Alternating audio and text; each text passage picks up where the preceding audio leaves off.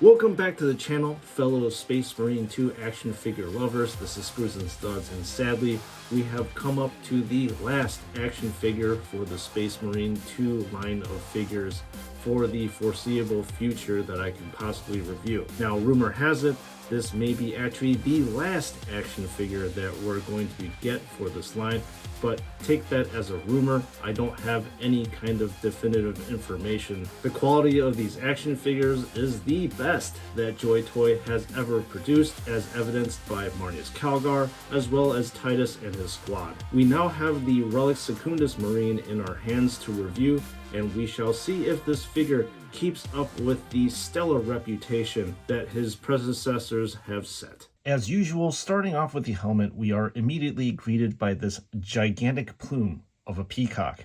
In fact, I feel as if the whole entire aesthetic of this action figure is like a peacock that's displaying itself, which is not a bad thing at all. I'm glad to see that this broom head is shaded at the roots, which gives off more detail for your eyes to feast on. The mask of this helmet, however, is more muted, almost as if it wants you to look at the mop up top. When you lift off the top, you will notice that JoyToy did include LEDs. Holy crap, when we migrate down to the pauldrons, it is as if JoyToy turned up to the level of detail all the way up to 11. The designs are hyper intricate with the U's that are outlining the outer edge of the pauldron. Then you have the double aquila, which you can see the fine detail of the feathers, especially on this particular eagle head. Even the laurels on the wreath stand out quite noticeably.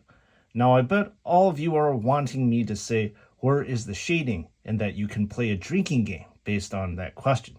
Seriously though, where the hell is the shading? You will notice though that this entire figure looks like the collector's edition of Titus with all this gratuitous blood splatters, but it appears that they may have listened to me because these blood splatters are actually evenly distributed in the front as well as in the back. On the opposite pauldron, you get more ornate goodness with more laurels, glorious blood splatters, and intricate detailing.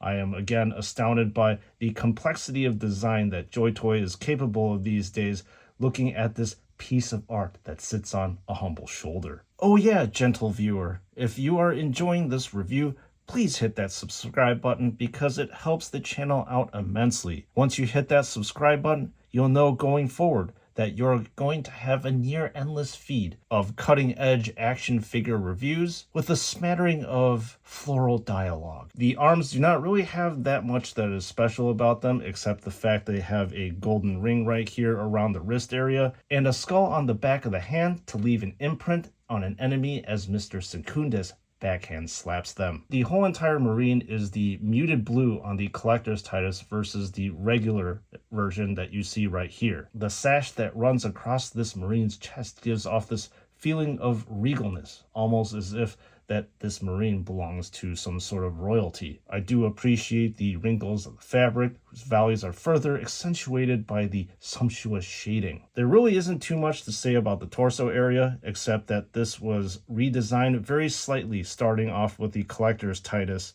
and this design change was apparently carried to this figure. You will notice that this particular plate over here is slightly larger than regular Titus right here. The first thing that my eyes gravitated towards in this waist section is this chainmail tabard here that is absolutely blood-soaked. There is a ton of textural sensations for your eyes to gaze upon. I do enjoy the immense texturization of this metal buckle, especially on the outside as well as the skull on the inside. Now, these pendants that are dangling off the waist area give off a certain metal and Baroque vibe that is not seen on other Space Marine 2 action figures, which is a contrast to the cleaner ones. Although I have to point out that you likely will need to be careful with these two pendants because the attachments are made of very soft plastic, and it feels as if you pull on them, you'll rip them off. I would have preferred if these were attached by ball and socket joints, which is coincidentally found on these two accessory pouches.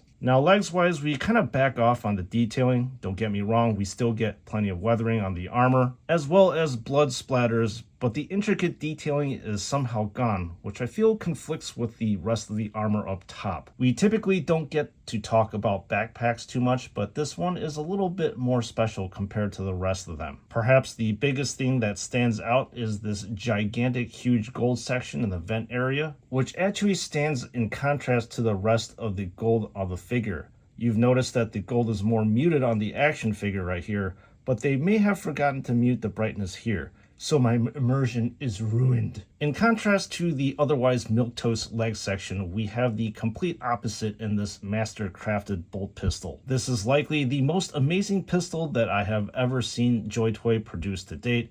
In fact, this piece looks like it belongs in a museum rather than on a battlefield slaughtering piles of Xenos. One will also notice that the muzzle is decorated with a laurel around it. However, I'm not too sure about the bindings that are on this weapon because I like more of a cleaner look, but it certainly does give this firearm quite a bit of character. And finally, you can remove the magazine from this pistol too, as I displayed right here. Now we graduate to a larger weapon, which is this master crafted bolt rifle. This thing looks even more ornate than the pistol itself, which is quite the amazing feat. The intricate design above the magazine, as well as the one that runs across the side of the gun, is absolutely sublime. On top of that, you have holes that are bored into the muzzle, which adds more realism to this weapon. It appears that there is no inch of this gun that does not have something for your eyes to feast upon. And just like the pistol, the magazine can be removed from the gun too. Now, the first question you may ask about this chainsword is, how big is it?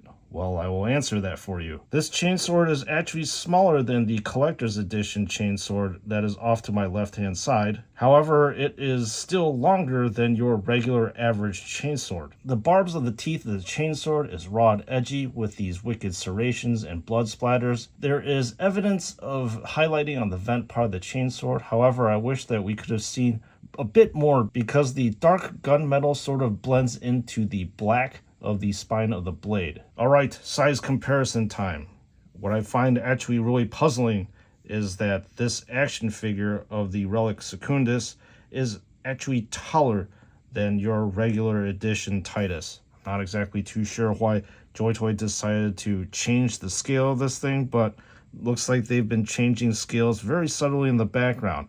But I caught them red-handed. Here is the Relic Secundus next to a V3 Blood Angels Intercessor, next to a very recently released Alpha Legion Horus Heresy action figure, and here is the Marine next to Marneus Calgar. Well, Space Marine 2 action figure fans, we do end up closing the line of action figures with an explosion and a bang of deliciousness. You've heard me say this time and again that the action figures that are produced for the sub-series is the best that JoyToy has ever produced, and this action figure is a perfect example of it. What we are witnessing here is another action figure from the Space Marine 2 line, which is a serious contender for action figure of the year. The level of detail is absolutely incredible, and I would say that even though you may not be a fan of Space Marine 2 action figures or even Ultramarines, but I would advocate that this is an example of a figure that all Warhammer 40K lovers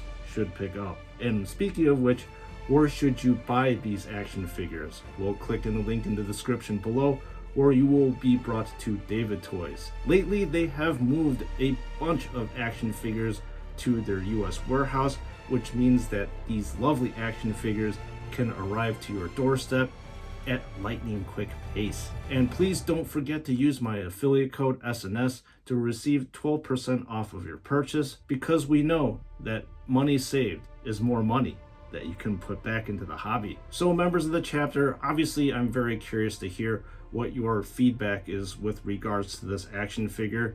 Is it something that you loved? Perhaps you thought it was over the top? Just leave a comment in the comments section, because I really would like to know, as usual, what your thoughts on this action figure is. And once again, members of the chapter, thank you so much for your likes, comments, and subscribes, because it helps out the channel. And I know that I really don't talk about subscriber count that much, but thank you again for getting us over 7,000 subscribers. Without you, this channel would be absolutely nothing. And as I said 1,000 times before, Thank you again, and I'll see you all in the next one.